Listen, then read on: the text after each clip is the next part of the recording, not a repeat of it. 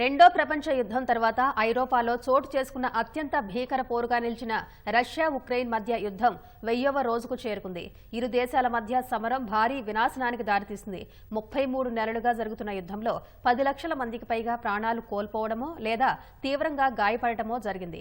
ఉక్రెయిన్లో అనేక నగరాలు, పట్టణాలు, గ్రామాలు ధ్వంసమయ్యాయి. 4గింట 1 వంతు ఉక్రెయిన్ జనాభా తగ్గిపోయింది. ఉక్రెయిన్లో 5వ వంతు భూభాగాన్ని రష్యా ఆక్రమించుకుంది. ఈ ఘర్షణ అంతకంతకు పెరుగుతూ ఉండడం తీవ్ర ఆందోళన కలిగిస్తోంది.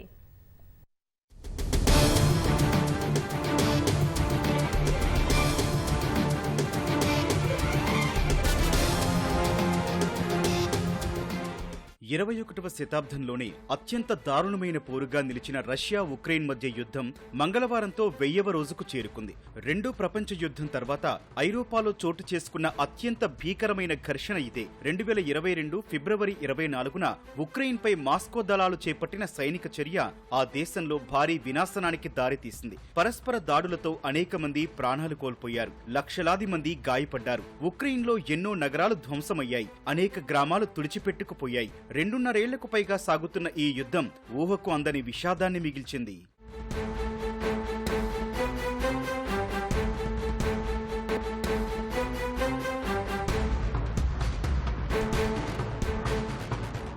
వాల్ స్ట్రీట్ జర్నల్ కథనం ప్రకారం యుద్ధం ప్రారంభమైన నాటి నుంచి ఇప్పటి వరకు 80,000 మంది ఉక్రెయిన్ సైనికులు ఈ పోరులో ప్రాణాలు వదిలారు. దాదాపు 4 లక్షల మంది గాయపడ్డారు. రష్యా వైపు బలగాల పరిస్థితి ఏంటని దానిపై స్పష్టమైన సమాచారం లేదు. పశ్చిమ దేశాల నిఘా వర్గాల అంచనా ప్రకారం ఇప్పటి వరకు దాదాపు 2 లక్షల మంది రష్యా సైనికులు ఈ యుద్ధంలో ప్రాణాలు కోల్పోయినట్లు తెలుస్తోంది. మరో 4 లక్షల మంది వరకు బలగాలు గాయపడినట్లు సమాచారం.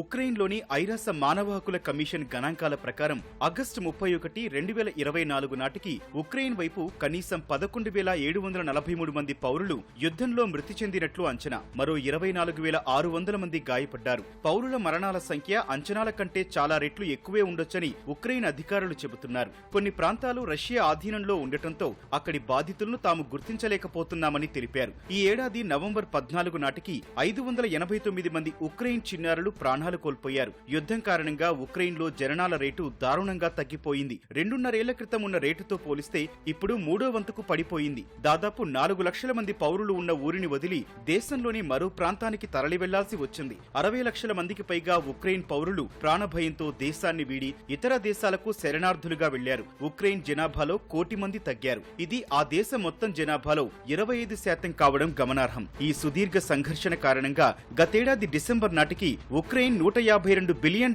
నష్టాన్ని చవిచూసింది. ఆ దేశంలో హౌసింగ్, రవాణా, వాణిజ్యం, పరిశ్రమలు, విద్యుత్, వ్యవసాయ రంగాలు తీవ్రంగా దెబ్బతిన్నట్లు ప్రపంచ బ్యాంకు, ఐరోపా కమిషన్, ఐరాసా అంచనా వేశాయి.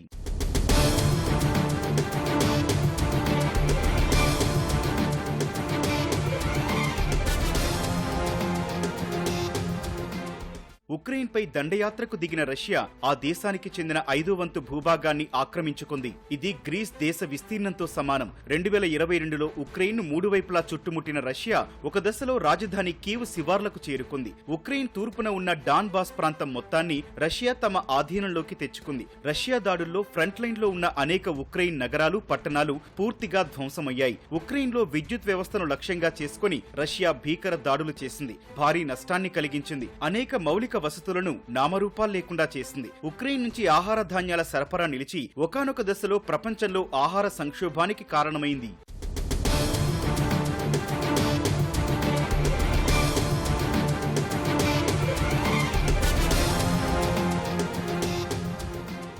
ఉక్రెయిన్ పునర్నిర్మాణం, పునరుద్ధరణ కోసం దాదాపు $486 బిలియన్ ఖర్చవుతుందని ప్రపంచ బ్యాంకు, ఉక్రెయిన్ ప్రభుత్వం గతేడాది డిసెంబర్లోనే అంచనా వేసింది. కీవ్ సాధారణ జీడీపీతో పోలిస్తే ఇది దాదాపు 3 రెట్లు ఎక్కువ కావడం గమనార్హం. రక్షణ రంగం కోసం దాదాపు $53.3 బిలియన్ వెచ్చించాలని ఇటీవల 2025 బడ్జెట్ అంచనాల్లో ఉక్రెయిన్ పేర్కొంది. ఒకరోజు యుద్ధానికి ఉక్రెయిన్ కు $140 మిలియన్ ఖర్చవుతున్నట్లు అంచనా. రష్యాను ఎదుర్కొనేందుకు ఉక్రెయిన్ కు పశ్చిమ దేశాలు భారీగా సైనిక, ఆర్థిక సాయాన్ని అందించాయి. ఇప్పటి వరకు కీవ్ $100 బిలియన్ పైగా సాయాన్ని అందుకున్నట్లు అంతర్జాతీయ కథనాలు వెల్లడించాయి.